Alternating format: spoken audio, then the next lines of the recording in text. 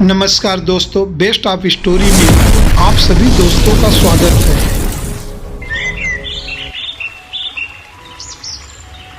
एक कहानी है गिरधर नाम के एक सुनार की।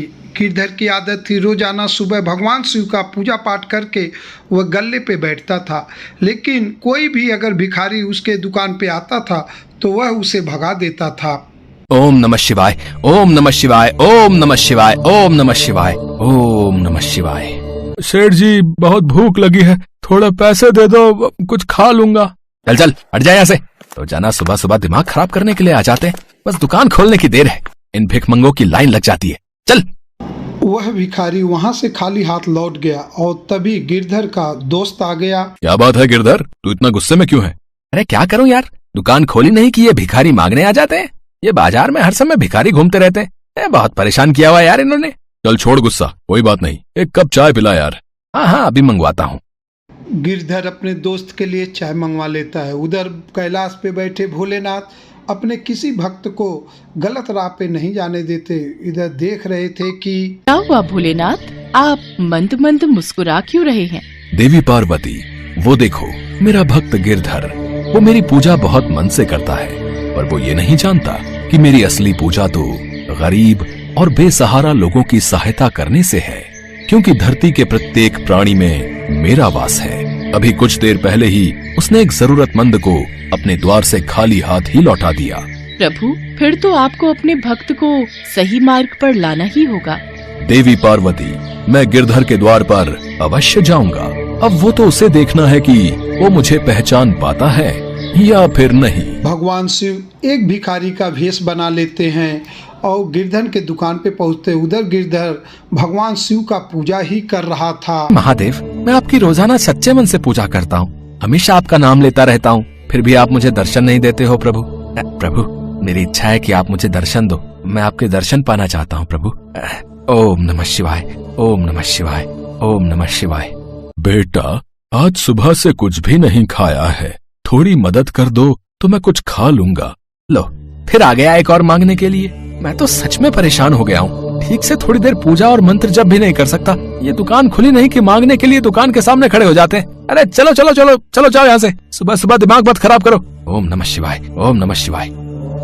मुझे तो खाली हाथ लौटा रहे हो बेटा, अगर भगवान शिव स्वयं तुम्हारे द्वार आ गए तो तुम उन्हें खाली हाथ लौटा दोगे? अरे भगवान शिव ऐसे नहीं आते हैं, वो जब आएंगे ना तो मेरी दुकान उनके रूप और तेज से चमकने लगेगी। बहुत सुंदर रूप है उनका, साक्षात महाकाल है वो, महाकाल। हाँ, तुझमें और भगवान शिव में बहुत अंतर है। तू ठहरा एक भिखारी और वो है पूरी सृष्टि को चलाने वाले।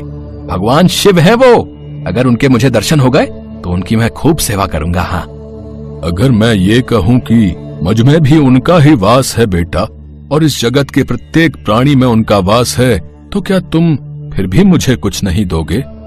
अरे पागल हो गया है क्या है? भगवान शिव तुझ जैसे तुच्छ भिखारी के अंदर वास करेंगे? अरे बिल्कुल नहीं। अरे मैं मान ही नहीं सकता। अरे तुझे भीख मांगनी है ना, इसलिए तू ऐसी बड़ी बड़ी बातें कर रहा है। भगवान शिव ऐसे दर्शन नहीं देते, वो क्या भिखारी बनकर मेरे द्वार पर आएंगे? नहीं नहीं, वो तो बहुत सुंदर रूप में मुझे दर्शन देंगे। तू जानता भी है भगवान शिव कैसे दिखाई देते हैं। कैसे दिखाई देते हैं? कहीं ऐसे तो नहीं? फिर भगवान भोलेनाथ अपने वास्तविक रूप में आ जाते हैं और उनमें इतनी तेज थी कि गिरधर की आंखें चौधिया जा रही थी। महादेव, आप मेरे द्वार पर आए और मैं आपको पहचान भी नहीं पाया। मुझे क्षमा कर दो प्रभु, मुझे क्षमा कर दो। गिरधर, तुम मेरे परम भक्त हो, इसलिए मुझे तुम्हें दर्शन देने तो आना ही था, पर याद रखना मैं सभी प्राणियों में वास करता हूँ। मेरा अनंत स्वरूप हर प्राणी में विद्यमान है, इसलिए सभी प्राणियों का आदर करो। भूखों को भोजन खिलाओ, प्यासों को पानी पिलाओ, दान पुण्य करो। पशु पक्षियों और जानवरों को कभी भी कोई कष्ट मत पहुंचाओ। पशु पक्षियों और जानवरों को कभी भी कोई कष्ट मत पहुंचाओ। सदैव दूसरों की भलाई करो, तभी तुम्हें मेरी पूजा का फल प्राप्त होगा। मैंने भिखारी का भेष इसीलिए बनाया था ताकि मैं तुम्हें सही मार्ग दिखा सकूं। मुझे क्षमा कर दो प्रभु, मैं अब ऐसा कभी नहीं करूंगा, कभी नहीं करूंगा। मेरे द्वार से कभी कोई खाली हाथ नहीं लौटेगा। मैं आपको वचन देता हूँ प्रभु, मुझे आपके दर्शन हो गए, मेरा जीवन धन्य हो गया। हे शिव शंकर, आपकी सदा ही जय हो। जय भोलेनाथ। इसके बाद वहाँ से शिव जी अंतर्ध्यान हो जाते हैं और कभी भी इनके द्वार से कभी भी कोई व्यक्ति खाली नहीं जाता है। तो दोस्तों, हमें इस कहानी से यही शिक्षा मिलती है कि हमें अपने सामर्थ्य के अनुसार निर्धन और ज़रूरतमंद लोगों की मदद अवश्य करनी चाहिए।